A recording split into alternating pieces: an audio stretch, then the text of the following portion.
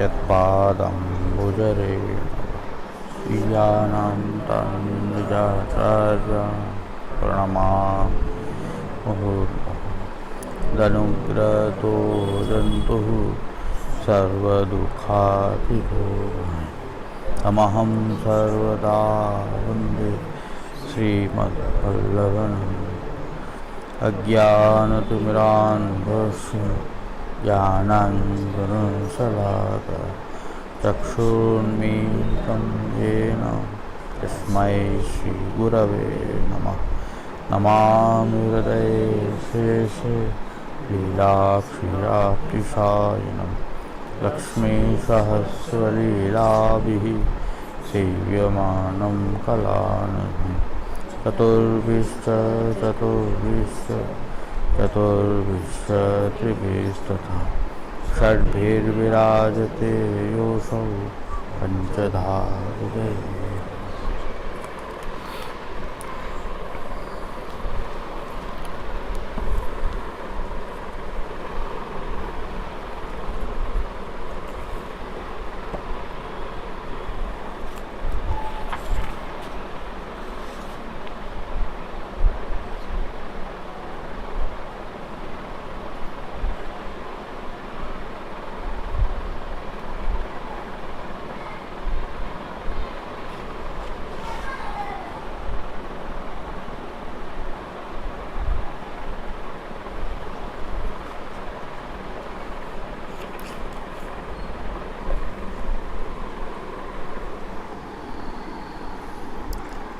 अब श्री आचार्य जी महाप्रभु के सेवक प्रभुदास जलोटा क्षत्रिय सीनंद के वासी तिनकी वार्ता को भाव कहते हैं।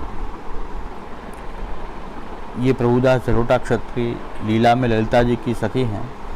मनमथ मोदा इनको नाम है।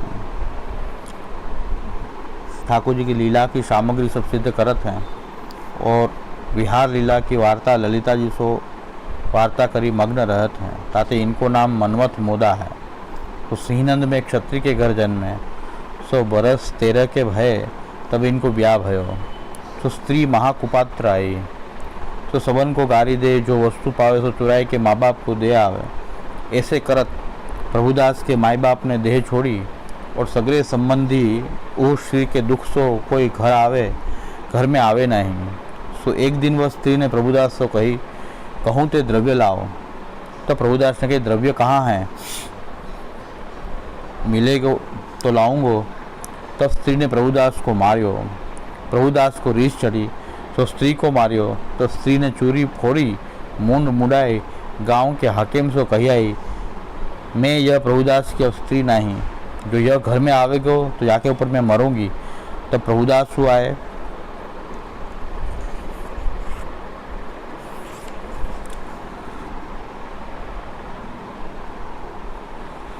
तो कहे, मैं घर छोड़ी के जात हूँ, मेरे तेरे बेदाओ। या प्रकार बेदाओ करी के गाँव ते निकसी गए। सो राजनगर सिकंदरपुर में आए। तहाँ रामदास क्षत्रिय इनकी ज्ञाति को होतो, तहाँ उतरे। सो वह रामदास को मर्यादा मार्गी वैष्णव को संग भयो होतो। सो वह प्रभुदास कछु दिन रहे। सो श्री आचार्य जी वहाँ प्रभुदास कछु दिन रहे। सो श्री आचार्य जी राजनगर सिकंदरपुर के पास बगीची हती, तहाँ उतरे हैं। तो वो बगीचे में प्रभुदास आए। सो श्री आचार्य के दर्शन करी के मन में यह आई, जो इनके सेवक हों। तब श्री आचार्य जी सो विनती करी, महाराज मोको सेवक करिए, कृपा करी के। तब श्री आचार्य जी ने कही कि तेरे रामदास मर्यादा मार्गी को संग है, ताते हमारे सेवक मती हो। तब प्रभुदास ने कही, महाराज आप कहो तो रामदास को हूँ आपको सेवक कराऊँ, तब मोको सेवक करोगे, मेरो कहो रामदास नटेगो नहीं। तब श्री आचार्य जी के कहा भयो सेवक कराए, वाको अंगीकार मर्यादा में ही है, परंतु जा रामदास को ले आओ, दोनों को संग ही सेवक करेंगे। तब प्रभुदास के पास आए के कहो कि श्री वल्लभाचार्य जी साक्षात पुरुषोत्तम हैं, सो पधारे हैं गांव बाहर बगीचे में। सो हम तुम दो जने सेवक होए तो मिली के सेवा करें। तब रामदास ने कही, मेरे तो एक वैरागी गुरु हैं, बाकी कंठी बांधिए, सो अब दूसरो गुरु कैसे करूं। तब प्रभुदास कहे, अब हमारे तेरे न बनेगी, मेरे वस्त्र पात्र देऊ। तब रामदास ने कही, तुम्हारे लिए सेवक होंगे, परंतु मैं अपनी टेव न छोड़ूंगा। तब प्रभुदास कहे, सेवक तो हो, रीति मत करियो। तब रामदास प्रभुदास दो आए, श्री आचार्य जी नवाई के दो उनको नाम सुनाए। આમાં એક વસ્તુ બહુ મહત્વની છે કે વાર્તાથી સિદ્ધાંત જો સ્થાપિત કરવા જઈએ તો ધરાર પણ કોઈને બ્રહ્મ સંબંધ લેવડાવવું તો લેવડાવી શકાય. તો આમાંથી સિદ્ધાંત તો તારે બધી વસ્તુ સૈદ્ધાંતિક માનીએ આપણે, તો પછી રામદાસ મર્યાદા માર્ગી હતા તો પણ એમ સેવક તો થઈ જાઓ એકવાર. અત્યારે જે ચાલે છે એ પ્રકાર આમાં જોવા મળે છે કે ગમે એને સેવક કરાવી દેવું. પણ વાર્તાનું તાત્પર્ય એવું નથી કે સિદ્ધાંત કંઈ સિદ્ધાંતનો બોધ કરવામાં આવી રહ્યો છે. શ્રી ઠાકુરજીની લીલા શું છે એ સમજાવવામાં આવી રહી છે વાર્તામાં, કે ઠાકુરજીની લીલામાં આવું આવું બધું થઈ રહ્યું છે, બધું લીલારૂપ છે. જ્યારે લીલાની વાત થઈ રહી છે ત્યારે તો એ ઠાકોરજીનું કરતું અકર્તું અન્યથા કરતું સર્વ સામર્થ્યની વાત આવશે. તો એમાં સિદ્ધાંત તો ગ્રંથોથી જ નક્કી થશે. એટલે આપણે ગ્રંથોની સંગતિ કરીએ કે ભાઈ આ જગ્યાએ આ રીતે સિદ્ધાંત ગ્રંથનો જ અહીંયા આવી રહ્યો છે. પણ વાર્તામાંથી કોઈ સિદ્ધાંત લેવા જાય કે વાર્તાના દરેક પ્રસંગથી કંઈક સિદ્ધાંત નિષ્પત્તિ થઈ રહી છે અને એના આધારે બધા કર્તવ્યનો અકર્તવ્યનો નિર્ણય કરવો, તો પછી અત્યારે જે પરિસ્થિતિ ચાલી રહી છે એને પણ સમર્થન મળે છે કે ભાઈ સેવક તો થઈ જાવ. ભાઈ રીત ન કરતા પ્રભુદાસજી એમ કીધું કે ભાઈ સેવક થઈ જાવ, પછી કાંઈ કરતા કાંઈ નહીં, કાલે કંઠી બાંધી લ્યો, પછી કાંઈ કરવાનું કાંઈ નહીં. જે અત્યારે ચાલે છે નામ લઈ લ્યો, બ્રહ્મ સંબંધ લઈ લો, કરવાનું કાંઈ નહીં. તો એટલે વાર્તાને એક કૃષ્ણના ઠાકુરજીની એક લીલાના રૂપમાં વાર્તા જોઈએ તો બધું એમાં લીલાનું જ વર્ણન છે. પુષ્ટિ માર્ગી લીલા છે, પ્રવાહી લીલા છે, કોઈ મર્યાદા માર્ગ લીલા છે, જે કાંઈ બની રહ્યું એ છે. પણ એમાં સિદ્ધાંત નથી. સિદ્ધાંત તો આચાર્યના ગ્રંથોમાંથી જોઈ અને એ કેવી રીતે આમાં આવી રહ્યો છે દરેક વાર્તામાં એ જ જોવું પડશે. બાકી વાર્તામાં દરેકે દરેક કર્તવ્યનું નિરૂપણ થઈ રહ્યું છે એવું નથી. અહીં તો આપણે સ્પષ્ટ કર્યું કે ભાઈ આ શ્રી મહાપ્રભુજીની કોઈ પણ કથા પણ નથી કે નથી કોઈ પ્રભુદાસજી કે કોઈ વૈષ્ણવની કથા. આ કથા તો શ્રી કૃષ્ણની છે, ઠાકુરજીની આ લીલા છે. એટલે ભક્તો ને ભગવાન જે પ્રકારનું કાર્ય ભક્તો પાસે કરાવવા ઈચ્છે એવો ભાવ એની અંદર પ્રકટ થઈ જાય. લીલામાં પણ આ જ છે. ઠાકોરજીની લીલા જ્યારે પ્રકટ અવતારકારીની જે લીલા છે એમાં પણ જે ભાવની પ્રભુએ લીલા કરવી છે એવા ભાવ એ વ્રજભક્તોમાં પ્રકટ કરી દીધા. વાત્સલ્ય બાલકની લીલા કરવી છે તો યશોદાજીમાં વાત્સલ્ય ભાવ પ્રકટ કરી દીધો. તો એટલે બધાની અંદર એક કૃષ્ણ પ્રત્યેનો સ્નેહભાવ છે, પણ એમાં જે વિવિધતા આવી રહી છે એ પ્રભુની લીલા કરવી છે એ અનુસાર એની અંદર ભાવ પ્રગટી રહ્યા છે.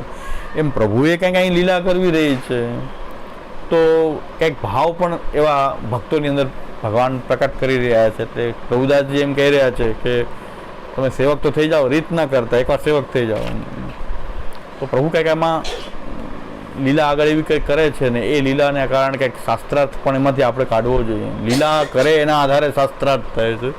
શાસ્ત્રાર્થ પ્રમાણે કોઈ લીલા ભગવાન કરવા બંધાયેલા નથી તો એ લીલા નથી. ભગવાન તો સ્વતંત્ર છે. તો એ શાસ્ત્રની મર્યાદાથી લીલા કરે એવું નથી, પણ જે આપ લીલા કરે છે એ લીલામ ચ કરોતી શાસ્ત્રાર્થંચ સ્થાપયતી. ભગવાન તો લીલા કરીને કંઈક શાસ્ત્રાર્થ સ્થાપિત કરે છે. એટલે વાર્તામાં આપણે આમ જોવું પડશે, લીલામ ચ કરોતી શાસ્ત્રાર્થંચ સ્થાપયતી. શું લીલા થઈ રહી છે એમાંથી શું શાસ્ત્રાર્થ નિષ્પત્તિ થઈ એ રીતે વાર્તાને આપણે જોઈએ તો સમજાશે વાર્તા બધી. ભગવાનની પુષ્ટિ સૃષ્ટિ કેવી હોય, મર્યાદા સૃષ્ટિ કેવી હોય, પ્રવાહી સૃષ્ટિ કેવી હોય. એટલે અહીં ત્રણેય ઉદાહરણના રૂપમાં ત્રણેય પ્રકારની લીલા જોવા મળે છે કે ભાઈ પ્રભુદાસની જે સ્ત્રી છે એ પ્રવાહી જીવ છે, એ ક્લેશ કરવો ને પૈસા માંગવા ને મારામારી કરવી ને પ્રવાહી જીવ છે. રામદાસજી મર્યાદા માર્ગી જીવ છે, એટલે એમની રુચિ મર્યાદા માર્ગી રીતમાં છે, પૂજા વગેરેમાં. અને પ્રભુદાસજી જે છે ક્યાંય સ્થિર થતા નથી, કારણ કે લોકે સ્વાસ્થ્યમ તથા વેદે હરિસ્તુ ન કરી શકે પુષ્ટિ માર્ગ સ્થિતો યસ્માત સાક્ષીનો ભવતા કેલા. નવરત્નનો પણ અહીં સંગતિ થઈ શકે છે કે ભાઈ ન લોકમાં સ્થિર થયા ન વેદમાં સ્થિર થયા. તો પ્રવાહી જીવ હોય એનો વિશ્વાસ ભગવાનમાંથી ઓછો થઈ જાય. જે ન લોકમાં સ્થિતિ થાય ન વેદમાં સ્થિતિ થાય, કોઈ કામ સિદ્ધ જ ન થાય તો આ સેવા અને સ્મરણ કરવાથી ફાયદો શું? પુષ્ટિજીવો એને આનંદ થાય કે પ્રભુએ મારું વરણ પોતાની સેવા માટે કરેલું છે એટલે મને લોકમાં સ્થિર નથી કરતા અને વેદમાં પણ સ્થિર નથી કરતા. વૈદિક કાર્ય મારા કોઈ એવા સિદ્ધ નથી થતા કે એના લૌકિક કાર્ય સિદ્ધ થઈ રહ્યું છે. એવી રીતે પ્રભુદાસજી જે છે એ ન એને લોકમાં સ્થિર થઈ રહે, ન પછી મર્યાદા માર્ગમાં આવીને એ રામદાસજી સાથે સ્થિર થઈ શક્યા. પ્રભુ એમાંથી એને કાઢી અને એને શ્રી મહાપ્રભુજીના ચરણારવિંદ પાસે રહેવાનો મોકો આપ્યો પ્રભુદાસજીનો. એ પુષ્ટિજીવ હોવાને કારણે લોકે સ્વાસ્થ્યમ તથા આપણે જ્યારે આપણું કોઈ લૌકિક વૈદિક સિદ્ધ ન થતું હોય ત્યારે આપણે એ માનવું જોઈએ કે પ્રભુ મને પોતાની નિકટ રાખીને સેવા કરાવવા ઈચ્છી રહ્યા છે. મારું ધ્યાન લૌકિક વૈદિકમાંથી હટાવી અને પ્રભુ મારો એ સેવા માટે મારું વરણ કરેલું છે એવું આપણે વિચારવું જોઈએ. કારણ કે લોકે સ્વાસ્થ્યમ તથા વેદે હરિસ્તુ ન કરી શકતી. કારણ કે આચાર્ય ચરણના જે ઉપદેશ છે આપણી માટે સર્વોપરી છે.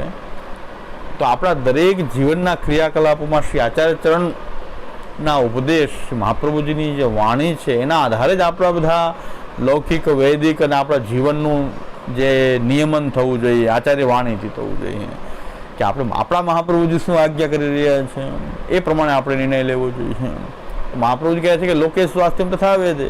આપણે ચિંતા કરતા હોઈએ છીએ કે લૌકિક કેમ મારું સિદ્ધ ન થયું તો ન થયું કે પ્રભુ મને પુષ્ટિમાં વરણ કરેલું છે, મને આમ વધારે ગળાડૂબ રાખવા ઈચ્છતા નથી.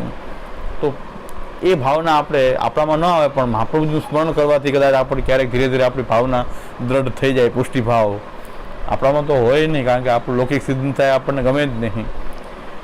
પણ છતાં પણ શ્રી મહાપ્રભુજીનું સ્મરણ કરતા રહે કે આપણા ગુરુ શ્રી મહાપ્રભુજી છે, આપની આવી આજ્ઞા છે, આપણા ગ્રંથમાં આપણને આજ્ઞા કરે છે. એમ વારંવાર વિચાર કરતાં કરતાં આપણને શ્રી મહાપ્રભુજીની કૃપાથી, એ વાણી એ સાક્ષાત શ્રી મહાપ્રભુ સ્વરૂપ હોવાથી એ વારંવાર શ્રી મહાપ્રભુજીનો વિચાર કરીને આપણે ચાલીએ તો શ્રી મહાપ્રભુજીની કૃપાથી આપણી અંદર પણ એવો વિચાર આવી જાય કે નહીં, સારું કર્યું પ્રભુએ મારો લૌકિક વૈદિકમાં મને સ્થિર ન કર્યો અને પ્રભુએ પોતાના પાસે સેવા અર્થ મને રાખ્યો છે.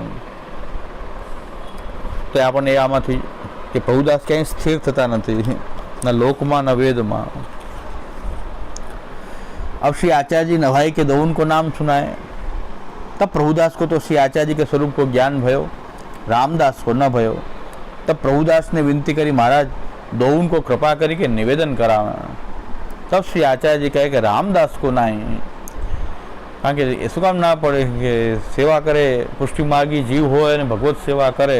તો આમાં એક શંકાનું પણ સમાધાન થાય છે કે પ્રભુદાસજી કોઈ સેવ્ય સ્વરૂપ પધરાવીને સેવા તો નથી કરી, પણ છતાં એક ઉલ્લેખ મને આજે જોવા મળ્યો, એ વાર્તામાંથી જ મળ્યું. કારણ કે વાર્તાનો એટલે હું પાઠ કરું છું. એકને એક વાર્તા આપણે જ્યાં સુધી ચાલે ત્યાં સુધી પાઠ કરીએ કે ને કદી એક ને એક જ છે, આપણને એકને એક સરખું ન લાગવું જોઈએ.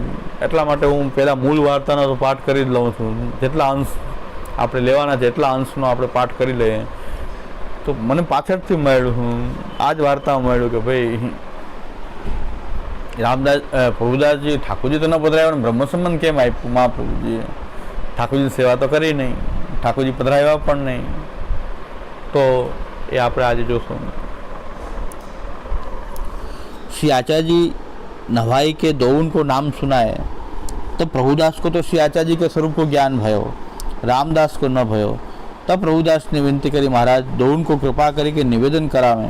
तब श्री आचार्य કહે કે રામદાસ કો નાય. આપણે કોઈને ના પાડીએ છીએ, પહેલાં એમ કે ઘણા એમ કહે છે કે અમે બધાને બ્રહ્મ સંબંધ આપી દીધું હતું, પણ આપણે કોઈને ના પાડીએ છીએ, મહાપ્રભુજી ના પણ પાડી છે. શ્રી મહાપ્રભુજીએ તો સેવા નથી કરીને બ્રહ્મ સંબંધ આપ્યું, તો ઘણાને ના પણ પાડી કે તમને નહીં આપું. આપણી પાસે કોઈ આવે છે ના પાડીએ છીએ.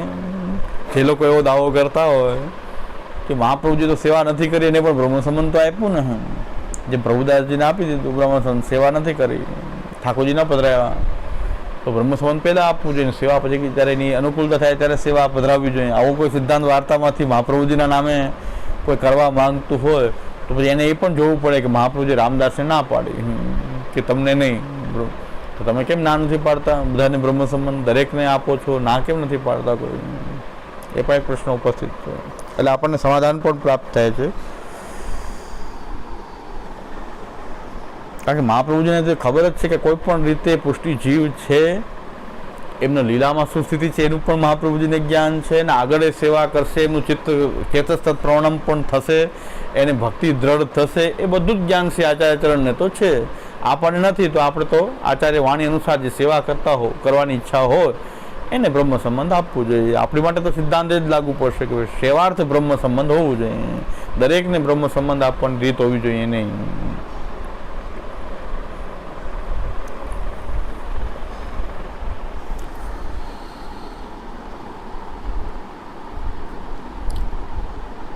तब प्रभुदास समझी गए, तब कहे कि मोही को कृपा करके कराओ।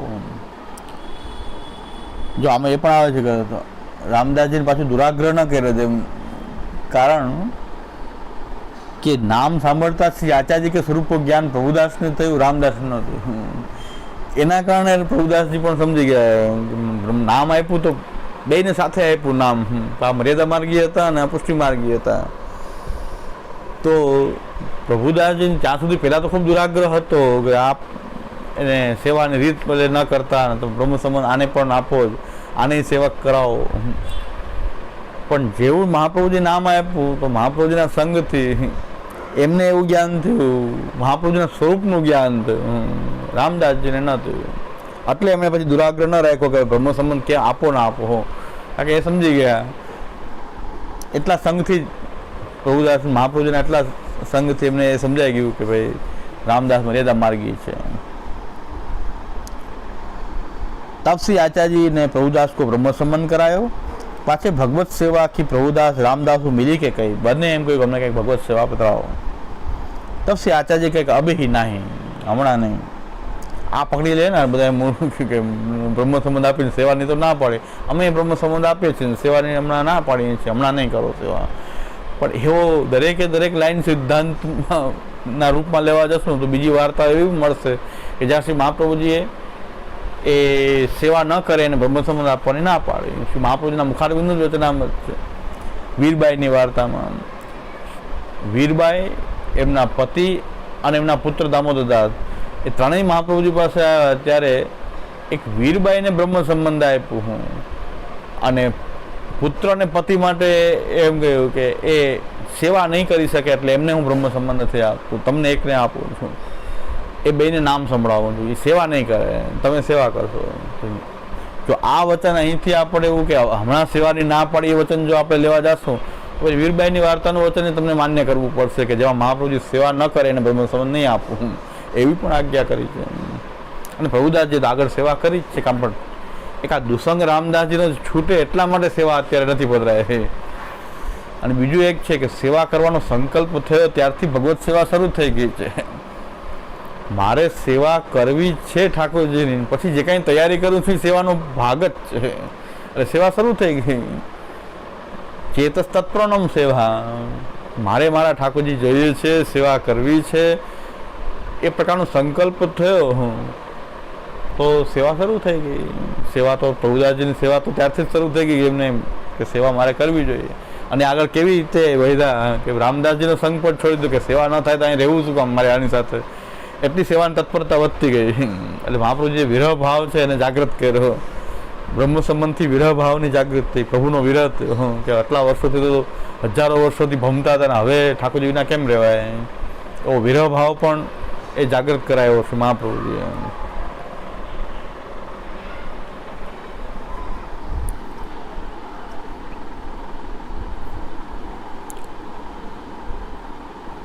श्री आचार्य जी कहे कि अब ही नहीं, कछु दिन पीछे यह कही कि आप तो श्री गोकुल पधारे। प्रभुदास पुष्टि मार्ग की रीति बतावे, रामदास मर्यादा मार्ग की रीति करे। ऐसे करत कछुक दिन में श्री आचार्य जी के बड़े पुत्र श्री गोपीनाथ जी राजनगर सिकंदरपुर में पधारे। तब रामदास जी ने विनती करी, महाराज सेवा पधराई दीजिए। तब श्री गोपीनाथ जी ने एक ब्राह्मण के घर श्री मदन मोहन जी हते से कछु ब्राह्मण को दे के दऊ उनके माथे पधराए। पाछे श्री गोपीनाथ जी अडेल पधारे तो रामदास मर्यादा मार्ग की रीति शू आवाहन विसर्जन पूजा की रीति करे। पाछे एक दिन प्रभुदास अर्धरात्रि को अपनी वस्तु ले भाजी चलियो, जो रामदास के संग कहाँ था माथो पचाऊँ। અહીં તો આ પુષ્ટિ માર્ગની રીત નથી, એની સાથે કેટલી વાર માથું, તો એમને તરત જ જ્યાં સેવા નથી, યશ સેવા ભગવત કાર્યમ યદા સ્પષ્ટમ ન દર્શ્યતે તદા વિનિગ્રહસ્તસ્ય, એવું કોઈ કાર્ય ન કરવું જોઈએ જેનાથી ઠાકોરજીની સેવા સાથે પ્રત્યક્ષ કે પરોક્ષ કોઈ સંબંધ ન હોય। યશ સેવા ભગવત કાર્યમ યદા સ્પષ્ટમ ન દર્શ્યતે, નિરોધ લક્ષણ, તો એવો નિરોધની શરૂઆત પણ થઈ ગઈ। હજી તો સેવા પણ નથી પધરાવી, વિરહ ભાવ મહાપ્રભુજીનો સંગ થયો, શ્રી મહાપ્રભુજીના સંગથી વિરહ ભાવની જાગૃતિ થઈ અને એ નિરોધની પણ શરૂઆત થઈ ગઈ કે ભાઈ મારે તો સેવામાં જે અનુકૂળ ન હોય એનો સંગ મારે શું કામ કરવો। નિરોધની શરૂઆત તો છે ને, ગયા વખતે આપણે જોયું હતું કે શરણાગતિને એક ઉચ્ચ લેવલ હોય, શરણાગતિને એક સ્ટાર્ટિંગ પોઈન્ટ પણ હોય, એમ નિરોધનું એક ઉચ્ચ સ્તર પણ હોય, પ્રપંચ વિસ્મૃતિ દ્રઢ ભગવદાશક્તિ, પણ એક સ્ટાર્ટિંગ પોઈન્ટ પણ હોય કે ઠાકોરજી વિના હવે રહેવાય નહીં. તો નિરોધની શરૂઆત તો એ ગણાશે કે હવે પ્રભુ વિના નહીં રહેવાય, અને ઠાકોરજી સાથે સંબંધિત હોય એવું કોઈ કાર્ય મારે હવે કરવું જોઈએ નહીં. એટલે રામદાસજીનો સંગ એટલે છોડ્યો.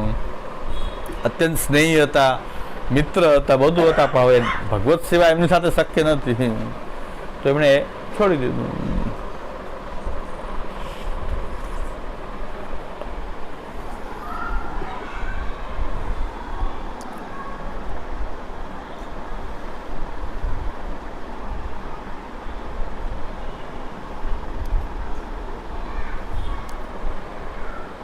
रामदास के संग कहाँ तक माथो पचाऊं, याको तो ज्ञान नहीं, जैसो यह जैसे ही मर्यादा मार्गी ठाकुर श्री गोपीनाथजी ने पधराई दी है. मर्यादा मार्गी ठाकुर એટલે પૂજન કરવા માટે જે ઠાકોરજી પધરાવી દીધા, એટલે પુષ્ટિ માર્ગની રીતિથી નહીં પણ મર્યાદા માર્ગ એટલે કે પૂજન માર્ગની રીતિથી પૂજા કરવા માટે, જેનાથી ભગવત સેવા ન નભે એને પોતાના ઘરમાં ઠાકોરજીની પૂજન તો કરવું જોઈએ. પૂજન કરી અને ભોગ ધરીને પ્રસાદ આદિ લેવો જોઈએ.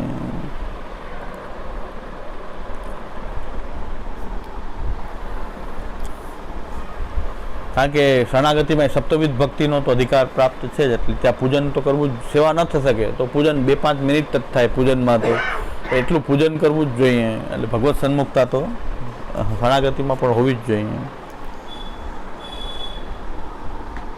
ઘણા એવા બધા બહાના બતાવતા હોય ભગવત સેવા માટે કે મારા બાપુજી સેવા કરે છે, કોઈ હોય એના ઠાકોરજી તો મારી ઉપર જ પધારવાના છે ને, પધારવા પર બાપુજી રહી જશે ને તમે રહી જશો ને નક્કી શું છે? બાપુજી બેઠા રહે ને તમે તો સેવા વિનાના રહેશો. પણ શરૂઆત નિરોધ નથી થયો ને પ્રભુમાં. એ લોકો વિચાર કરે કે બાપુજી કરે છે ને પછી ઠાકોરજી અમારે જ કરવાના. પણ મેં કીધું બાપુજી રહે છે બીજી જગ્યાએ, તમે બીજી જગ્યાએ રહ્યો છો, અને બાપુજી બેઠા રહે ને તમે નીકળી જશો, તો સેવા કર્યા વગર જવું. તો આવું બધા ઘણા બહાના, સેવા ન કરવાના આવા બહાના બતાવતા હોય. પણ સેવાનો કદાચ માતા પિતા ઉપર ઠાકોરજી બિરાજતા હોય અને તમે અલગ રહેતા હો, તો કમસે કમ એ ઠાકોરજીના વસ્ત્રજીને પધરાવીને પણ તમે એનું પૂજન કરીને ભોગ ધરીને એવો પૂજન પ્રકાર, તો એ ઠાકોરજીના પ્રસાદી વસ્ત્રની પણ આપણે ત્યાં પૂજન થઈ શકે છે, સેવા પણ થઈ શકે ને પૂજન પણ થઈ શકે. એ જ ઠાકોરજીના પ્રસાદી વસ્ત્રજીની સેવા એ થઈ શકે છે. એટલે એવા બધા બહાના બતાવતા એની મૂળ તો પ્રભુમાં જે નિરુદ્ધ માર્ગની અંદર એ શરૂઆત જ નથી થઈ. એટલે ભગવત સેવાથી છટકવા માંગતા હોય ત્યારે એવું બહાનું બતાવે કે બાપુજી કરે છે ને એ પછી અમારી ઉપર જ પધારવાના છે ઠાકોરજી, એટલે અમે અત્યારે ઠાકોરજી નથી પધરાવતા. આમાં તો નિશ્ચિત તો નથી.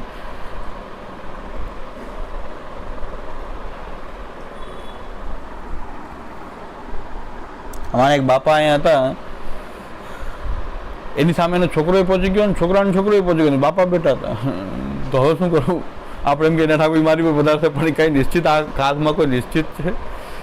દીકરાએ પહોંચી ગયા ને દીકરાનો દીકરોએ પહોંચી ગયો, તો બાપા તો બેઠા હતા, એની સામે બધું, એની સામે બધા પહોંચી ગયા. તો કાંઈ નક્કી નિશ્ચિત તો કાંઈ નથી. પણ જો પુષ્ટિ જીવ હોય તો કોઈ પણ પરિસ્થિતિમાં ભગવત સેવા શરૂ કરવી જોઈએ. ભગવત સેવા તો એના મારે કે એવું કે બાપુજી પધરાવી દેશે, એનું શરીર થાકે, એ સેવા બંધ કરે, એ પછી તમને પધરાવે, ત્યાં સુધી આજના સમયમાં કંઈ નિશ્ચિતતા છે નહીં. તો આપણે ઠાકોરજી પધરાવીને સેવામાં પ્રવૃત્ત થઈ જવું જોઈએ. કદાચ સેવા ન કરવી તો કમસે કમ પૂજનથી પણ ભગવત સન્મુખતા તો રાખી શકાય છે. એટલે એ રીતે મર્યાદા માર્ગી ઠાકોરનો અર્થ એટલે ગોપીનાથજી પધરાવે બધા મર્યાદા માર્ગી થઈ જાય એવું નહીં, પણ પૂજન કરવાની આજ્ઞાથી ગોપીનાથજીએ કે તમે પૂજન કરો. મહાપ્રભુજી સેવા ના પડી તો ગોપીનાથજી શું કામ સેવા પધરાવે? પણ પૂજન માટે પણ એને શ્રી મદન મોહનજીનું સ્વરૂપ ત્યાં પધરાવ્યું.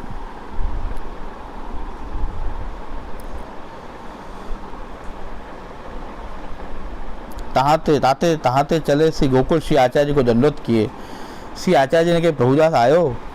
तब प्रभुदास ने विनती करी महाराज नीठ नी दुसंग ते छूट्यो. तब श्री आचार्य ने कही हम तो सो पहले ही कहो वो मर्यादा मार्ग को अधिकारी है, तू पुष्टि मार्गीय है, भली करी संग छोड़ी के आयो. तब प्रभुदास ने विनती करी महाराज अब मोको चरणारविंद के पास रखो, मैं बहुत संसार में भ्रम्यो. तब श्री आचार्य कहे अब हमारे पास रहे सुखे. तब ता दिन ते प्रभुदास श्री आचार्य महाप्रभु जी के संग रहे. संग રહ્યા એટલે તો મહાપ્રભુજીની જે પરિચર્યાની અંદર રહ્યા, મહાપ્રભુજી સાથે કથા શ્રવણનો લાભ મળે અને મહાપ્રભુજી સેવા કરે આપ, તો આપની કોઈ પરિચર્યા આપણને મળી જાય તો એ પરિચરણથી ન્યાય કે આપ સેવા કરનારની પણ તમે સેવા કરો તો તમે ઠાકોરજીની સેવામાં જોડાઈ ગયા. કે જે સેવા કરી રહ્યો છે એની તવ જ એ પરિચરણથી, એટલે આપની સાથે જોડાયેલી બધી વસ્તુ છે એ ભગવદ રૂપ છે, કારણ કે આપની સાથે જોડાયેલા આપના સેવકમાં પણ એ ભાવ છે. તો શ્રી મહાપ્રભુજી જે સેવા કરી રહ્યા છે એની કોઈ પરિચર્યા કરવામાં આવે, એટલે જે સેવા કરી રહ્યો છે એની કોઈ ટહેલ કરવામાં આવે તો પણ સેવાથી એનું જોડાણ એ થઈ ગયું છે. એટલે એમના ભક્તોના ઘરમાં નિવાસનો પણ આપણે ત્યાં પ્રકાર છે. અતસ્થેયમ હરિસ્થાને તદીય હિ સતત પરે, એ અહીં ભક્તિવર્ધની પણ અહીં લાગુ પડે છે કે મહાપ્રભુજી પાસે નિવાસ કર્યો એટલે અતસ્થેયમ હરિસ્થાને તદીય હિ સતત પરે. તો ભક્તો નિવાસ કરતા હોય ભક્તોના ઘરમાં એ નિવાસ કરવો, એટલે એની સેવામાં આપણે જોડાઈ શકીએ. એટલે એવી રીતે પ્રભુદાસજી મહાપ્રભુજી સાથે જ રહ્યા ત્યારથી. અને ઘણા વૈષ્ણવ રીતે શ્રી મહાપ્રભુ સાથે રહેતા હતા. દિનકરદાસ શેઠ પણ મહાપ્રભુ સાથે જ રહેતા હતા. પણ એ બધાનો ક્રમ કેવો હતો એ આપણામાં જોવા મળશે આગળ. सो एक दिन श्री आचार्य महाप्रभु मथुरा पधारे. सो विश्रांत घाट पास आई बैठक है ता संध्या वंदन करत हते. पास 4 वैष्णव ठाड़े हते. दामोददास, हर्षानी, कृष्णदास, मेघन, प्रभुदास और एक वैष्णव मथुरा को हतो. तो तब तहाँ रूप सनातन कृष्ण चैतन्य के सेवक श्री आचार्य के पास दर्शन करी दंडोत किए. पाछे रूप सनातन ने श्री आचार्य से पूछो, जो महाराज ये वैष्णव कौन है? तो श्री आचार्य ने कही, ये हमारे सेवक हैं. तब रूप सनातन ने कही, महाराज आपको मार्ग तो पुष्टि है और ये सेवक दुबरावल क्यों?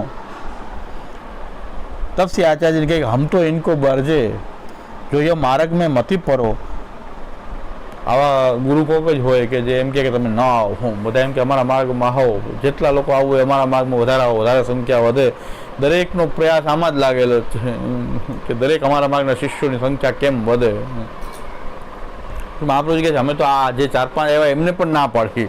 ત્યાં 4-5 જે ઊભા છે બહુ મોટો શિષ્ય વર્ગ લઈને મહાપ્રભુ ચાલતા નહોતા, પણ જે 4-5 જણા છે એને પણ મહાપ્રભુ કહે છે અમે તો આ લોકોને પણ ના પાડી.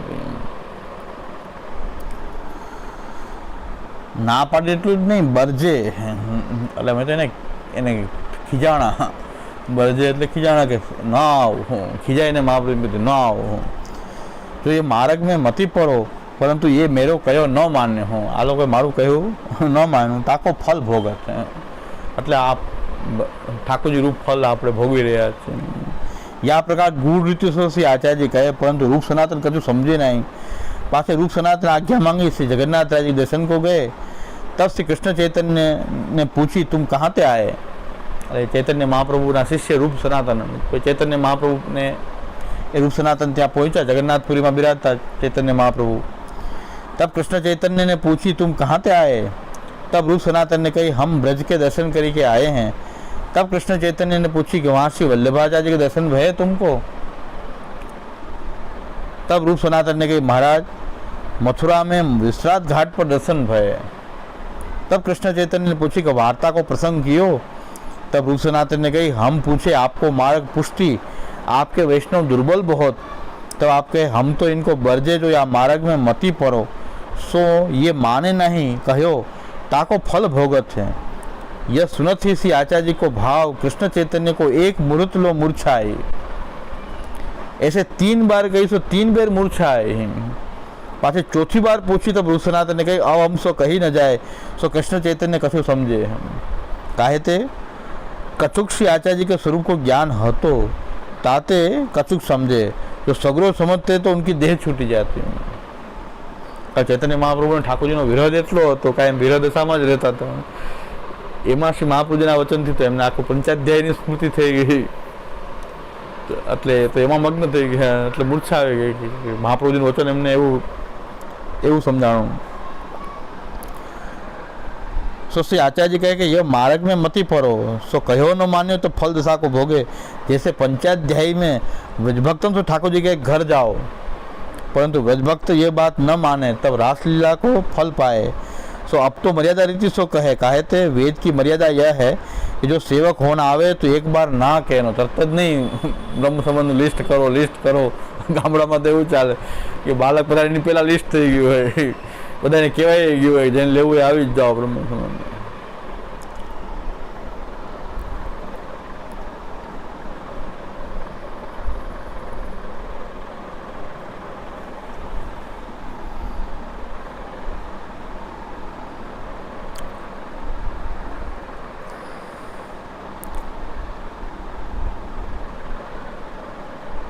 जैसे पंचायत में वृद्धभक्त तो ठाकुर जी के घर जाओ, परंतु वृद्धभक्त ये बात न माने तो रासलीला के फल को पाए।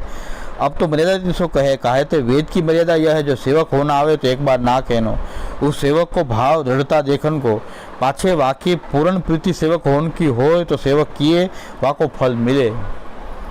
पूर्ण प्रेमपूर्वक जो दृढ़ता थी जो ना पाड़ो छतां पण ए वारंवार एम के मारा मार्गनो सिद्धांत जाणवो ज छे अने सेवक थवुं ज छे एवुं पूर्ण प्रीति जोईने जो नाम आपवामां आवे तो अवश्य एने फलीभूत पण थाय। साथे वैष्णव को ना कहनो, जो बधा सिद्धांत लेवा जाशो तो आ लागू पड़शे बाळको आवे ना पड़ो। यह मार्ग में मती पड़ो सो यह मार्ग ब्रजभक्तन को है। जैसे ब्रजभक्त सर्व समर्पण करी शरण भये, तब खान पान देह सुख सब छूट्यो, विप्रयोग की फल दशा को भोगत हैं। ताते देह कृश होय, विरह के उदास उठे, नेत्र में जल भराए, कंठ रुकी जाए, सगरी देह में पसीना होय, मूर्छित होय, हंसी पड़े, रुदन करे, नृतन करे इत्यादि भक्त के लक्षण हैं। तो બધા લક્ષણ એ બધા ભક્તોના લક્ષણ પ્રકટ થઈ જાય। હવે જે વાત કરી કે પ્રભુદાસજી ઠાકોરજી નહોતા બિરાજતા એમ કોઈ કહેતો હોય તો ઠાકોરજી કેટલી કેટલી રૂપથી પ્રકટ થઈ શકે છે એ કે જે વૈષ્ણવે સેવા નથી પધરાવી તો એને ઠાકોરજી કેવી રીતે એને સ્વરૂપ સેવામાં જોડાયા હતા એનો આ પ્રસંગ છે। वार्ता प्रसंग 2 और प्रभुदास रसोई हाथ सदा करते। महाप्रभु जी साथे रहता पण सीधी पात्र नहोता लेता, पोतानी रसोई अलग करता। आ एक पेलानी रीत हती के महाप्रभुजी ने त्यां रहता ए बधा पण पोतानी रसोई अलग करता, साथे हता ए पण बधा अलग अलग रसोई करता। तो रसोई हाथ सदा करते। सो एक दिन रसोई बिगड़ी गई, दाल काची रही और लीटी जरी गई। तब प्रभुदास के मन में यह आई कि जो ऐसी बिगड़ी रसोई थी ठाकुर जी को कहाँ समर्पे हैं। आज બધું બગડી ગયું, હવે વિરક્ત હોય એ લોકોને પાસે બીજું તો કંઈ પાછું ભંડાર તૈયાર હોય નહીં, તો જે થયું હોય એ જ હવે, બાકી બીજો કોઈ ભંડાર તો હોય નહીં કે નવી સામગ્રી સિદ્ધ કરે। કારણ કે જેટલું ચૂકટી એટલી જ લાવવી જોઈએ જેથી કરી એક દિવસનો નિર્વાહ થાય, એટલી ચૂકટી લાવીને એમાંથી સામગ્રી કરી। तब प्रभुदास के मन में ये आई जो ऐसी बिगड़ी रसोई ठाकुर जी को कहाँ समर्पे हैं। ताते चरणामत मिलाए के लिए कहते पुष्टि मार्गी वैष्णव है, तिनको मन कोमल है। जैसे श्री ठाकुर जी अत्यंत कोमल है तैसे भक्तन को मन हुए। ताते यह विचारे जो ये कहाँ ऐसी सामग्री समर्पो और दग्ध अन्न को दोष हुए। बाळेलू अन्न जे दोष रूप है। वृंताकम च कलिंगं च दग्धान्नं च मसूरिका इत्यादि विचारी के श्री ठाकुर जी को समर्पे नहीं।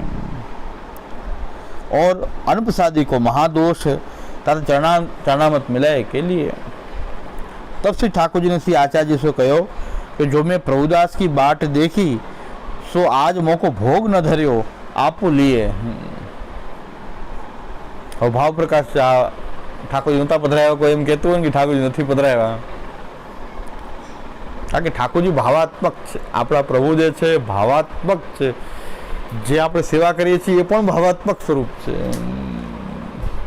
તો પ્રભુદાસજી કદાચ કોઈ સ્વરૂપ ભગવત સેવા કોઈ સ્વરૂપના રૂપમાં નથી પધરાવી, પણ એક એમના ભાવનું એક સ્વરૂપ પ્રકટ થયું છે। કેવી રીતે? तब श्री ठाकुर जी ने श्री आचार्य जी से कही कि जो मैं प्रभुदास की बाट देखी तो आज मोको भोग न धर्यो। मैं एनी वाट जोई कि आज केम भोग न दे। એટલે ભાવાત્મક રૂપ આપણા ઠાકોરજી આપણી જ વાટ જોવે, ગમે એટલી સામગ્રી બીજા ધરે પણ આપણી વાટ જોવે કે આજે આને કેમ ભોગ ન ધર્યો।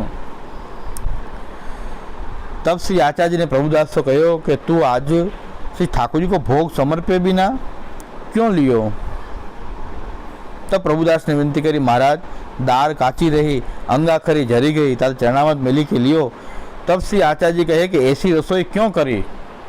सामग्री सुंदर रीते करवू જોઈએ, શાંતિથી કરવી જોઈએ, આવી રસોઈ કેમ કરી।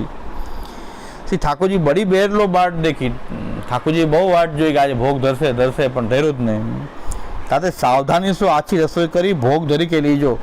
તા દિન તે પ્રભુદાસ સાવધાની સો રસોઈ કરે। કોઈ પણ સેવા કરીએ સાવધાનીપૂર્વક કરવી જોઈએ, ધ્યાનપૂર્વક કરવી જોઈએ। એટલે એને ચેતસ તત્પ્રણમ કહેવાય છે કે સેવામાં દરેકમાં આપણું ચિત્ત લાગેલું હોય કે ઠાકોરજીને મારે અનુગાવી છે। એટલે સામગ્રી કરતાં કરતાં પણ ઠાકોરજી યાદ આવે કે આ સામગ્રી મારે ઠાકોરજીને ધરવી છે। ચેતસ તત્પ્રવણમ સેવાનું સ્વરૂપ તો જ બને કે ચેતસ તત્પ્રવણમ સદા જો પ્રવણ થઈ જાય તો માનસી થઈ જાય, પણ જેટલી વાર સેવા કરીએ એટલી વાર તો કમસે કમ આપણું ચિત્ત પ્રભુમાં હોવું જોઈએ. ભલે જેટલી વાર સેવા એટલી વાર તો સાવધાનીપૂર્વક કરીએ ને તો કંઈક સેવાનું સ્વરૂપ બને. ચેતસ તત્પ્રવણ નિરંતર થઈ જાય તો માનસી થઈ ગઈ, પણ જેટલી વાર સેવા કરીએ છીએ, કલાક 2 કલાક 3 કલાક, એમાં તો આપણું ચિત્ત ઠાકોરજીમાં હોવું જોઈએ. એમાં આપણું ચિત્ત લોકની વાત કરતા હોય ને એમાં લૌકિક વાતો કરતા હોય સેવા કરતા કરતા, પણ ચેતસ તત્પ્રવણ ત્યારે પણ નહીં, તો પછી સદૈવ પ્રવણ કેવી રીતે થાય?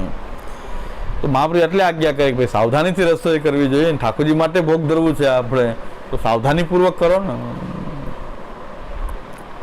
भाव प्रकाश यामे ये जता है कि ठाकुर यद्यपि एक है, ठाकुर जी तो एक જ महाप्रभु जी सेवा करता था, ત્યાં રોકતા હતા, महाप्रभु जी સાથે જ રહેતા હતા, તો શું મહાપ્રભુજીના ઠાકોરજી તો ત્યાં બિરાજતા હતા અને મહાપ્રભુજી તેમની સેવા એ જ ઠાકોરજી પાછા એમાં આજ્ઞા કરે છે કે પ્રભુદાસે ભોગ ન ધર્યો.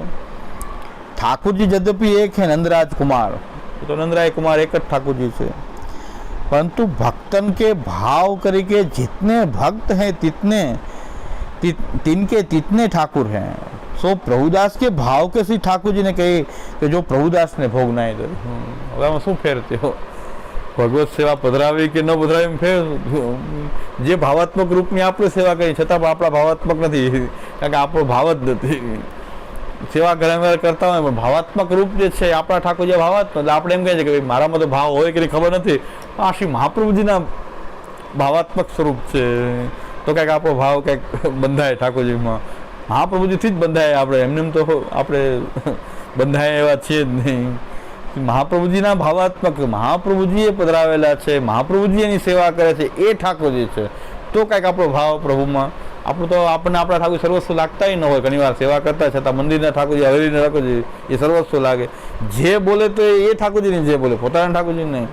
અમુક ગામમાં તો એવો રિવાજ છે, તમે તમારા ઠાકોરજીને જે બોલવાની જ નહીં, એ ગુરુદેવના જે ઠાકોરજી એનું જ નામ લેવાનું.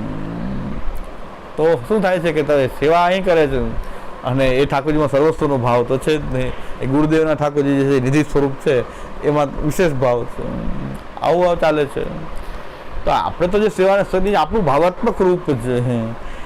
હવે એ જે બિરાજી રહ્યું છે કંઈ પથ્થરની કે કોઈ પદાર્થની મૂર્તિ નથી, ભાવાત્મક સ્વરૂપ છે. પ્રભુદાસના પણ એક ઠાકોરજી પ્રકટ થઈ ગયા, એમના ભાવથી એ ભોગ ધરતા હતા, કાંઈ બીજી ક્રિયા નહોતા કરતા, પણ ભાવથી રોજ રસોઈ કરી અને ભોગ ધરતા હતા. તો એક ભાવાત્મક રૂપ એના સેવ્ય બની ગયા ઠાકોરજી, કે એમણે વાટ જોઈ કે આજે પ્રભુદાસે ભોગ ન ધર્યો, એટલે આમાંથી મને મળ્યું કે સેવા કેમ નથી કરી, કોઈ કહેતું હોય તો એક ભાવાત્મક રૂપ તો એમને પ્રકટ થઈ ગયું અને એમને ભોગ ધરતા હતા. હા, તો ભોગ એમને ધરતા હતા, પ્રભુ એમની વાટ જોઈ. તો આટલી સેવાથી પણ પ્રભુ જો વાટ જોતા હોય તો આપણે વિધિપૂર્વક જે મહાપ્રભુજી બતાવેલી રીતથી કરીએ તો પ્રભુ કેમ વશ ન થાય? ખાલી એમ રસોઈ કરીને ભોગ ધરતા હતા, હા, તો પણ ઠાકોરજી જો વાટ જોતા હોય, કારણ કે એમનું પ્રેમપૂર્વક ઠાકોરજીની સેવા કરતા હતા, તો આપણે ઠાકોરજીની સેવા કરીએ તો કેમ પ્રસન્ન થાય ઠાકોરજી મહાપ્રભુજીની કારણેથી? એ ખાસ મને આમાંથી મળ્યું કે ભાઈ ભાવાત્મક રૂપ તો એમનું પણ એક હતું જ ને.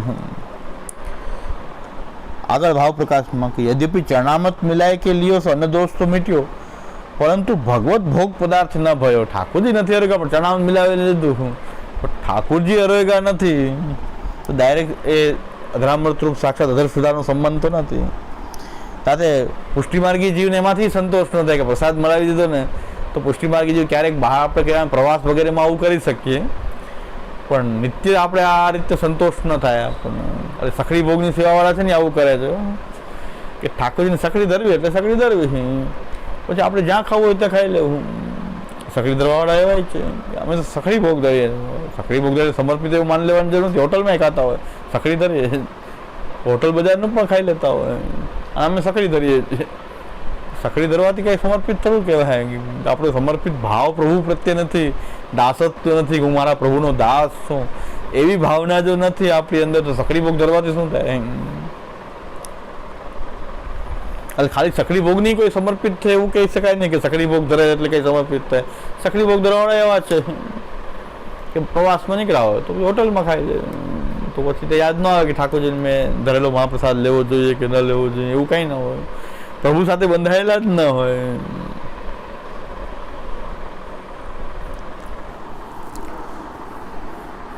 તો ખાલી પ્રસાદ મિલાવવાથી આપણે ક્યારેક કરીએ છીએ એવું કે પ્રવાસ આદિમાં આપણે ઠાકોરજી પ્રસાદ મિલાવીને લઈ લે, પણ નિત્ય આપણે આવી રીતે આપણને સંતુષ્ટિ ન થવી જોઈએ. પુષ્ટિજીવને સંતુષ્ટિ ન થાય કે પ્રભુ હરેગા હોય એ જ લે, ત્યારે જ આપણને સંતોષ થાય. ત્યાં સુધી પુષ્ટિજીવને સંતુષ્ટિ ન થાય કે ખાલી પ્રસાદ મિલાવી દે ચાલે.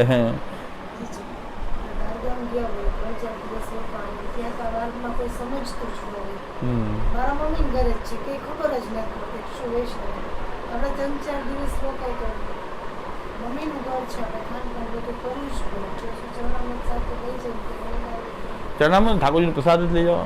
ઠાકોરજી કાંઈક મિશ્રી કે કાંઈ પણ એ પહેલા લઈ લે પછી નહીં મિલાવી લો, લઈએ ત્યારે બાજુ પકડાવી દો. આજે આપણે બહારગામ જઈને 2-3 દિવસ 1 દિવસ સવારથી સાંજ જાય તો ક્યાંય નથી લેતા.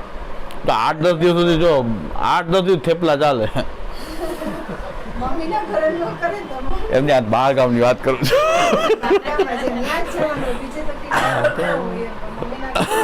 જેમાં કેટલા બધા વિકલ્પ છે. ઘરેથી પ્રસાદ લઈ ગયા હોય એનાથી ચાલી તો શકે, 8-10 દિવસ ચલાવો ચાલી શકે તો ચાલે. હવે આપણે લૌકિકને કારણે આપણે ઓલું ન કરી શકતા હોય તો આપણે પોતે રસોઈ બનાવીને પણ લઈ શકીએ. પ્રસાદ મિલાવીને મનથી ભોગ ધરીને પ્રસાદ મિલાવીને લઈ શકીએ. આપણે પોતાની રસોઈ કરી અને મિલાવીને લઈ શકીએ. એ પણ શક્ય ન હોય તો કેવલ પ્રસાદ તો કમસે કમ ઠાકોરજીનો કાંઈક પ્રસાદમાં મિલાવીને લેવું જોઈએ. આ વિકલ્પ છે ઉત્તરોત્તર. એટલે હું તો બે મુખ્ય વિકલ્પ પહેલાં આપું છું. થેપલા 8-10 દિવસ સુધી ચાલે, અનસકડી ચાલે, ફીકું ચાલે, 8-10-12 દિવસ સુધી કાંઈ ચાલે, એમાં કંઈ વાંધો ન આવે.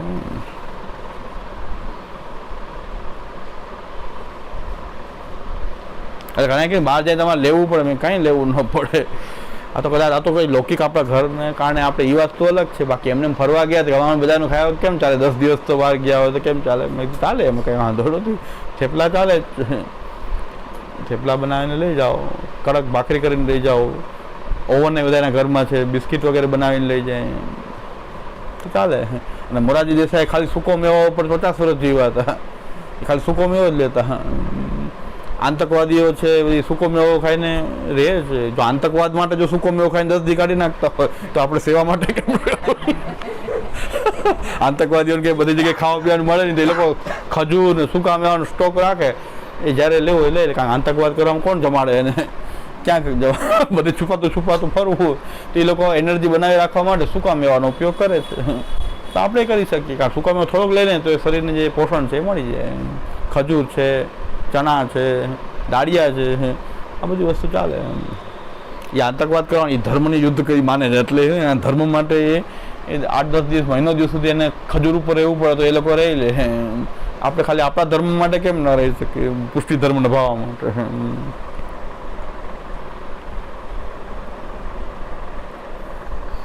હમણાં એક વૈષ્ણવના બધા અહીં મારી પાસે આવે છે, ભણવા આવે છે. એ ચાઇના ગયા. એમ ચાઇનામાં તમે શું કરશો? તો હોટલમાં ખાઈ પીએ છીએ, એ લોકોને કાંઈ વાંધો નથી, પણ કે હોટલમાં ખાય તો અહીંયા ખાઈ ન શકાય એવું હોય. ચાઇના કે હવે શું કરવું કે આપણે હોટલમાં જમીએ, દાળ ભાત શાક રોટલી હોય તો જમી લે, એવું વાંધો નથી. ભારતીય કોઈ ડીશ હોય તો જમી લે, પણ ત્યાં તો કંઈ નોનવેજ ખાવાના ટિફિન લઈને આવે. જો બહારથી જે નોનવેજ ખાતા હોય ને એ ચાઇનામાં ન લઈ શકે. તો 12 દિવસમાં તમે લોકોને શું કરશો કે અમારાથી થેપલા લઈ જશું અને એને ડિહાઇડ્રેટ કરી અને પેકેટમાં બંધ કરી દે, એટલે પાણી શોષી પછી પાછા ત્યાં ગરમ પાણીથી નાખી દઈએ પેકેટ, એટલે એ પાછું ગરમ થઈ જાય. એવી રીતે ચલાવશું કેમ. બાકી ફ્રૂટ મળે ને સૂકો મેવો આદિ મળે, બાકી લઈ જ ન શકાય. આમ તો ખાઈએ જ છે, બજારનું પડશે, બજારનું ખાતા હોય તો, પણ ત્યાં કેમ લઈ શકાય એવું જ ન હોય. તો એ લોકો ચાઇના કે પૂછ્યું ને કરશો શું તમે? કે ત્યાં તો ફરજિયાત થેપલા ઉપર જ ચલાવવું પડે. તો ત્યાં ફરજિયાત થેપલા ઉપર ચાલે, પુષ્ટિ માર્ગ માટે ના. તો કે ભાઈ અહીં મળે જ છે ને ત્યાં લઈ લેશું. પુષ્ટિ માર્ગ માટે ન ચાલે એમ.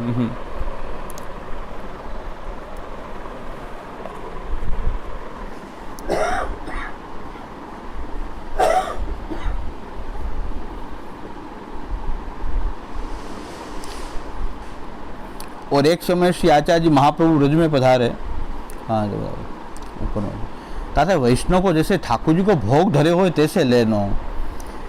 आ बहु हायर लेवल की बात है. आम तो खाली अत्यार तो આપણે ઠાકોરજી હરેગા હોય એ પ્રસાદ લઈએ તો ઘણું છે, પણ હજી એનાથી હાયર લેવલની વાત આમાં શ્રી હરિરાયજીનો ભાવ પ્રકાશ છે ને, એટલે હરિરાયજીની વાત છે. તો એવું લાગે છે કે દહીં નાયરો ધેરો હોય તો દહીં મેં ભાત મિલાય કે આપણને ન લીજે, કારણ કે દહીં ભાત ઠાકોરજી મિલાવીને ધેરા હોય તો આપણે એ એક બહુ હાયર લેવલ વાત કે દહીં ને ભાત અલગ અલગ ધેરા હોય તો અલગ અલગ લેવું જોઈએ, પણ દહીં ભાત તમને ઈચ્છા છે મિલાવીને લેવાની તો ઠાકોરજીને પણ દહીં ભાત અરોગાવવા જોઈએ, કારણ કે દહીં ભાત એક સામગ્રી થાય છે ને. तो दही नारो धर्यो हो तो दही में भात मिलाए कि अपन न लीजे, काहे ते दूध भात दही भात न्यारे न्यारे भक्तन के भाव की सामग्री हरियाजी બધું ભાવાત્મક સ્વરૂપ દેખાય છે સામગ્રીનું. ઠાકોરજી રીતે અરેગા હોય તો આપણે એ રીતે લેવું જોઈએ. ताते चरणामृत यथा प्रसादी वस्तु पधराए ले काऊ सामग्री माते अपने भोग अर्थ न लेनो हो. दास धर्म प्रभु को उच्छिष्ट जैसे अरोगे हो वही प्रकार को लेनो, पतिव्रता को ये लक्षण है इत्यादि भाव जाता है. એટલે ઠાકોરજી અરોગા હોય એ પ્રમાણે લેવું જોઈએ તો આપણું દાસત્વ એમાં બનેલું રહે. આપણને એવું મનમાં એવું ગૌરવ હોય કે હું દાસ છું પ્રભુનો, તો આપણને ભૂખા રહેવામાં આનંદ આવે કે ભાઈ આપણે પોતાના દાસ ધર્મને કારણે ભૂખા છે, તો એમાં આનંદ આવે. ઘણા કે એવું કંઈ નથી કે ભોજનમાં જ આનંદ આવે, ભોજનમાં પરમ દુઃખ ઉત્પન્ન થાય. ઘણી વાર ભોજન કરવું પડે તો પરમ દુઃખ ઉત્પન્ન થાય, અને ભૂખા રહેવા એમ થાય કે આપણો દાસ ધર્મ આપણો નવી રહ્યો છે, તો એનો આપણે આનંદ પણ થાય. એટલે જીવાના સ્વાદ માટે જ્યાં ત્યાં ખાનપાન કરવું એનાથી તો હવે એક આવો નવો ટ્રેન્ડ ચાલ્યો સિદ્ધાંતવાળાઓમાં પણ કે બજારનું ખાવું, હવેલીનો એક પ્રસાદ ન લેવો દેવદ્રવ્ય હોવાને કારણે, તો બજારમાં ખાઈ શકાય. આ ક્યાં નવું જોઈન્ટ કરી દીધું સમજાતું નથી આ સિદ્ધાંતવાળાઓએ કે બજારમાં ખાઈ શકાય. ભાઈ ખાઈ શકાય એટલે કોઈ તમારો પ્રાણ કંઠમાં આવી ગયો હોય તો વાત અલગ છે. છૂટથી જ્યારે ઈચ્છા થાય ત્યારે હોટલમાં રહ્યા જાઓ. ના ના, આપણે તો દેવદ્રવ્ય નથી લેતા, સિદ્ધાંત થોડોસ ગંધ ભણીએ છીએ. બજારમાં ખાવા તો બજારમાં ખાવાનો કોણ શું સિદ્ધાંત છે? હા, કે આમાં તો કેવળ આપણો દાસ ધર્મનો ભંગ જ થઈ રહ્યો છે. અસમર્પિત વસ્તુના લૌકિક ભોગ, જે મહાપ્રભુજીએ સેવા ફલમાં પણ એમ કીધું છે કે આ તો ત્યાજ્ય છે, લૌકિક ભોગ તો ત્યાજ્ય છે. તો શોખથી હોટલોમાં ખાવું ના એક એમ સમર્થન કેવી રીતે આપી શકાય? એટલે પાછું એ જ આવે કે પુષ્ટિ માર્ગી જીવ ન હોય ને પાછા ભલે સિદ્ધાંત ભણવા માંડે શું થાય? પછી જીવ પાછો કંઈક પ્રવાહી હોય તો જ એને હોટલમાં ખાવાનું મન થાય ને. હોટલમાં ખાવાનું મન કેવી રીતે થાય? કે પ્રવાહી જીવ હશે. પાછા સિદ્ધાંત ભણવાથી શું થાય? મામૂલી કેમ સેવક હોય શું થશે? એમ સિદ્ધાંત ભણવાથી શું થશે? એ પાછા હોટલમાં ખાવાવાળા હોટલમાં જ કરશે, અને એને પાછા ગર્વથી એમ કહેતા કે અમે તો દેવદ્રવ્ય ના લે, બાકી હોટલમાં ખવાય. હોટલમાં ખવાય એ વચ્ચે તમે કેમ જોઈન્ટ કરી દીધું સમજાતું નથી. કારણ કે લૌકિક ભોગની પણ મહાપ્રભુજી ના પાડે છે, અસમર્પિત વસ્તુની પણ મહાપ્રભુજી ના પાડે છે. યસ્ય વા ભગવત કાર્યમ દાસ સ્પષ્ટમ ન દર્શ્યતે તદા વિનિગ્રહ. ત્યાં તો વિનિગ્રહ કરવો પડશે ને, કે જે પ્રત્યક્ષ કે પરોક્ષ રીતે આપણા દાસ ધર્મને હાનિ કરે એવી કૃતિ આપણે શું કામ કરવી? એક જગ્યાએ સિદ્ધાંતનું સેશન હતું, આપણે કોઈને ક્યાં મૂકવું સવાલ થાય, તો નાના બાળકોને આપણે સેશનમાં મોકલતા કે તમે ભાઈ એને કંઈક સંસ્કાર પડે છે. તો ઘરમાં એવા સંસ્કાર કે નાના બાળકોને પણ પીપર બિસ્કિટ કોઈ બહારની પદાર્થ ના આપે, આપણા ઠાકોરજી અરેગો હોય એ જ લેવું. એ બાળકો નાનપણથી ઘરમાં એવી ટેવ. હવે આપણા સેશનમાં ગયા સિદ્ધાંતના સેશનમાં, તો ત્યાં નાના બાળકોને ઘરમાં એમ કીધું કે આપણે આપણા જે સાથે લઈ ગયા હોય અથવા ત્યાંથી જે પ્રસાદ આપે એ જ લેવાનું, બહારથી આપણે કાંઈ ના લેવાય. ઘરમાં કાંઈ ટેવ એવી હોય ને એવી રીતે ટ્રેનિંગ આપી મા બાપે. અને સિદ્ધાંત ભણાવવાવાળા કેવા બાળક હો, સાવ નાનું બાળક, 4, 5, 6 વર્ષના નાના નાના બાળકોના સેશન હોય ને, એમાં જે ભણાવવાવાળા જે હતા એનો ક્લાસ લઈ અને કુરકુરના પેકેટ લઈને ખાતા હતા. છોકરા એના મા બાપને એમ કીધું તમે તો ના પડતા હતા ને પપ્પા, તમે એમ કહો ને બહારનું કાંઈ ન ખવાય, પણ અમારા જે ટીચર છે એ તો ખાતા હતા, અને એ પાછા ભણાવતા હતા પુષ્ટિ પ્રવેશિકા, કે એ તો પેકેટ બહારના લઈને ખાતા હતા. એને જોયું છોકરા આવતા તો માર્ક કરી લે કે તમે ઘરે ના પાડી હતી, પણ અમારા ટીચર ખાય છે, જે અમને જેની પાસે તમે સિદ્ધાંત ભણવા મોકલો છો એ ખાય છે. કમસે કમ રૂમમાં તો ખાવું છે ને, બાળકોની સામે શું? તો ઓલા લોકોને એમ થયું, બાળકોને એમ થયું કે કરવાનું શું, ઘરમાં ના પાડે છે. અને અહીં તો એમ કહે છે કે એને જે પોતે ભણાવવાળા છે એ જ પાછા લે છે. તો આવી મારી પુષ્ટિ પ્રવાહ મર્યાદા મિશ્રિત જ પાછું બધું ચાલે છે. એની પેડા સૃષ્ટિ રૂધાકર મિશ્રિત ચાલી જાય. પુષ્ટિ ભક્તિ માર્ગી જીવ સ્વતંત્ર કેવલ ભક્ત ન થાય. આમાં બધી મિશ્રિત સૃષ્ટિ જ ચાલી રહી છે, કોણ કેમાં આવી ગયું છે ખબર નથી. અને છોકરાને એની દ્રઢતા જ કે આપણા ઘરમાં આપણને એમ કીધું છે કે આપણે તો જે ઠાકોર ધૈર્ય હોય એ લેવાય, આપણા પ્રભુઓ રેગા હોય એ જ લેવાય. અને એને વધુ જરાક સિદ્ધાંતનું શિક્ષણ આપવા માટે મોકલવામાં આવે તો ત્યાં ઓલો જે ભણાવવાળા સરસ ભણાવે સરસ સિદ્ધાંત આદિ ગ્રંથ આદિ બધું ભણાવે, પછી પાછું વેફર ખાતા હતા. તો બાળકે તો માર્ક કરી લીધું કે આ શું. એને ઘરમાં આવીને વાત કરી, બોલાય કીધું હવે મોકલવા કે ન મોકલવા,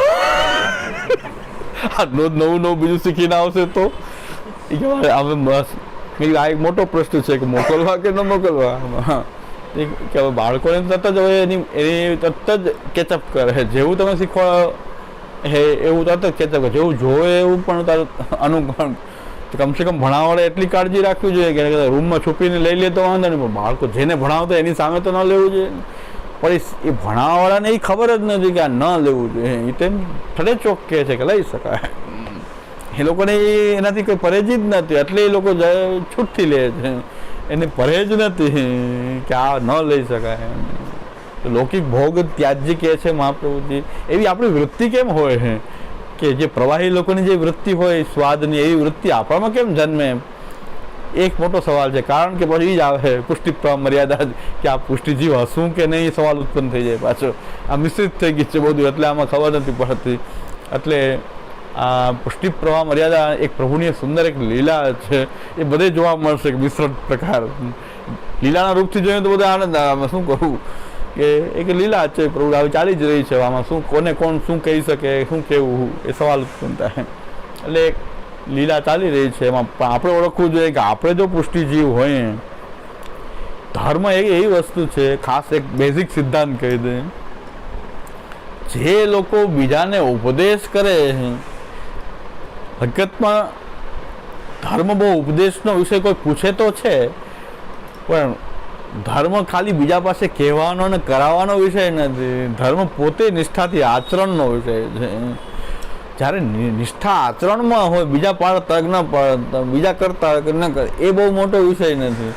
અમારે તો ફરજિયાત બોલવું પડે છે, કારણ કે આ બે વસ્તુ બતાવવી પડે કે શું સિદ્ધાંત છે, શું સિદ્ધાંત છે. બાકી ચિંતન તો હું નથી કરતો, પ્રભુની લીલા ચાલે, આનંદ છે હરે લીલા, ભગવાનની આનંદાત્મિક આ લીલા છે, ચાલી રહી છે. એ તો એમ જ ચાલવાની છે, આપણે કંઈ ફેરફાર કરી શકવાનું નથી. પણ જ્યારે પ્રવચન કરીએ કે સિદ્ધાંત ભણાય ત્યારે તો કહેવું પડે ને કે આ સાચું છે ને આ ખોટું છે, એટલા માટે બોલવું પડે છે. બાકી એમાં કોઈ રસ નથી જરાય, કારણ કે તો લીલા છે, ચાલવાની છે, લીલા કરવાના છે, વેફર ખાવાળા કરશે. કારણ કે પ્રવાહી છે કે પુષ્ટિ છે, એ બધું એ પ્રભુ જ જાણે. એ ઠાકોરજી મહાપ્રભુજી જ જાણી શકે કોણ પુષ્ટિજીવ છે. કોઈ હશે એમાંથી, એ જ મહાપ્રભુજીની કૃપાથી એ પુષ્ટિ માર્ગનું આચરણ કરશે. એટલે આપણે તો કોઈ ચિંતા કર્યા વગર આપણે જો પુષ્ટિજીવ છીએ કે નહીં, પહેલાં આપણી તો આપણા બધા જ ક્રિયાકલાપો શ્રી મહાપ્રભુજીની વાણી અનુસાર જ ચાલવા જોઈએ. જો આપણને એવું ભાન હોય કે હું પુષ્ટિ છું, હું મારા ઠાકોરજીનો દાસ છું, મહાપ્રભુજીનો સેવક છું, તો પછી મહાપ્રભુજીની આજ્ઞા અનુસાર જ મારું જીવન ચાલવું જોઈએ. મારે એક કાર્ય કરતા પહેલાં પણ મહાપ્રભુજીની આજ્ઞા શું છે એનો જ વિચાર કરવો જોઈએ. એટલે ષોડશ ગ્રંથ તો નિરંતર પાઠ ચાલતો જ રહે, કે એક એક પગલું ભરવું છે એમાં ષોડશ ગ્રંથ ચાલવો જોઈએ. એક એક પગલું ભરવું છે. જે લોકો ષોડશ ગ્રંથ ભણાવે છે ને, ઘરમાં આખું ઘર માથે લીધું છે, એવા મને કેસ આવ્યા છે. હું ધ્રુજી ગયો કે આવું ચરિત્ર ઘરમાં બતાવે છે.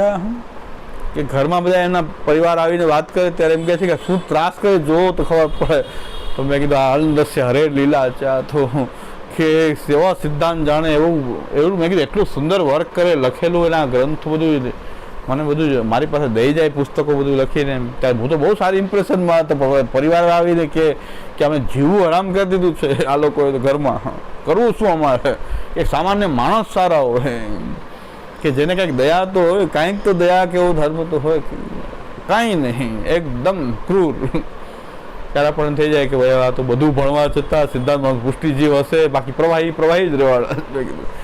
એ પુષ્ટિનો સ્વાંગ ખાલી પહેરી દીધો એટલું થઈ ગયું. કારણ કે એને પોતાનું જીવન મહાપ્રભુજીના સિદ્ધાંત અનુસાર ચલાવવાનું નથી.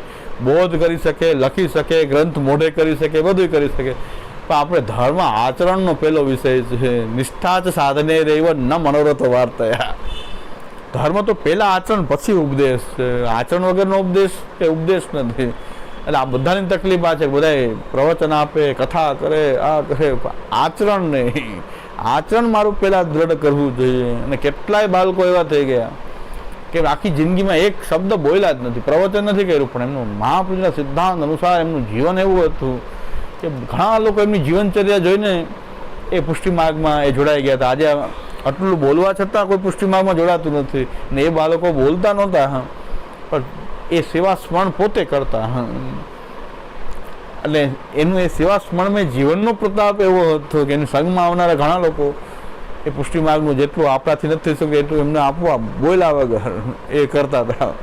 એમની સૃષ્ટિ પણ એવું પાલન કરતી હતી. તો ધર્મનો પહેલું આચરણ સૌથી મહત્વનું છે. આપણે જેને ધર્મ માનીએ છીએ બીજા કરે કે ન કરે એ પછીની વાત. આપણે બીજામાં તરત જ જોઈએ ઓલો આમ કરે ને આમ કરે, એ પછીની વાત છે. પહેલાં તમે આચરણ કરો, પોતે આપણે આચરણ કરીએ. બસ બીજા કોઈ પણ પુષ્ટિ માર્ગી ના હોય ને તો ચાલવું જોઈએ આપણને. કે કદાચ દુનિયામાં કોઈ પુષ્ટિ માર્ગી નહીં હોય તો હું તો છું, તો વધારે વેલ્યુ છે આપણી રાજના ખાસા ખવા. પછી સમુદાય પણ એમ જ આજ્ઞા કરે છે. ઘણા એમ કહે છે તમને સિદ્ધાંતનો અહંકાર છે કે અમે સિદ્ધાંત તમે એક જ ક્યાંક જાણો છો. સમુદાય સાચી વાત છે, મને અહંકાર છે, પણ આપ બધા એ રીતે સિદ્ધાંત પાલન કરો તો મારો અહંકાર ચૂર ચૂર થઈ જાય. આ તો એકલો હોય, હું એકલો હોઉં તો મને એમ થાય કે હા હું કંઈક છું.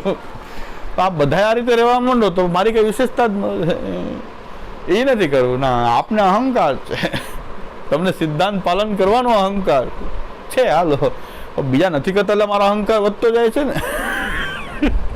તમે બધાએ કરવા માંડો ને. આપણો સિદ્ધાંત તો આ સાચો છે ને, તો આપ બધાએ પાલન કરવા માંડો. બધાએ પાલન કરતા હશે તો કાંઈ વિશેષતા નહીં દેખાય કે આ સિદ્ધાંત પાલન કરે છે, હું કંઈક છું. આ તો અત્યારે તમને અહંકાર વધી રહ્યો છે, વધી રહ્યો છે. તમને એમ થાય કે હા અમે તો છીએ, અમારી પર મહાપ્રભુની વધારે કૃપા, અમે એમ માનીએ છીએ કે અમારી પર ઠાકોરજી મહાપ્રભુની વધારે કૃપા હશે કે કોઈ નહીં, ને આપણે કેમ, તો આપણું વરણ કેમ કર્યું પ્રભુએ? તેમાં ઠાકોરજીની કૃપાનો અહંકાર એમ કે પ્રભુની કૃપા આપણી કેટલી વધારે છે કે બીજા નથી કરતા ને આપણે કરીએ છીએ. તો બધાએ કરવા માંડશે જ તો પછી આમ આ કીધું આપ પણ વલ્લભકુલના બાલક તો આપ બધાએ કરવા માંડો તો મારો અહંકાર ચૂરચૂર થઈ જશે.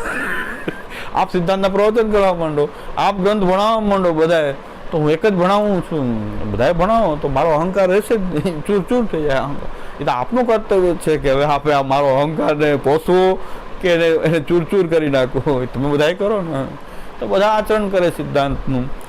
અને કદાચ આપણે કરી શકતા હોય તો શ્રી મહાપ્રભુજી કંઈક વિશેષ કૃપા છે આપણી ઉપર કે બીજા નથી કરી શકતા, આપણે કરીએ છીએ.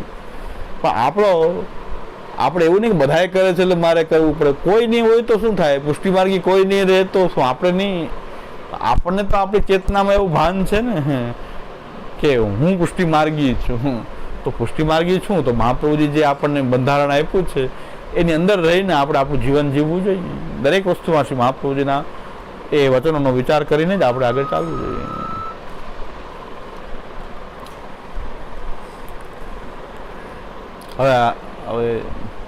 હવે તો ક્લાસ બધા નવા વર્ષમાં જ થશે અને જ્યારે પણ હવે થાય ત્યારે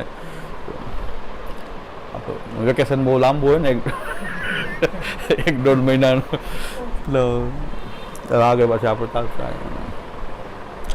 દ્રઢઈન ચરણ કેરો ભરોસો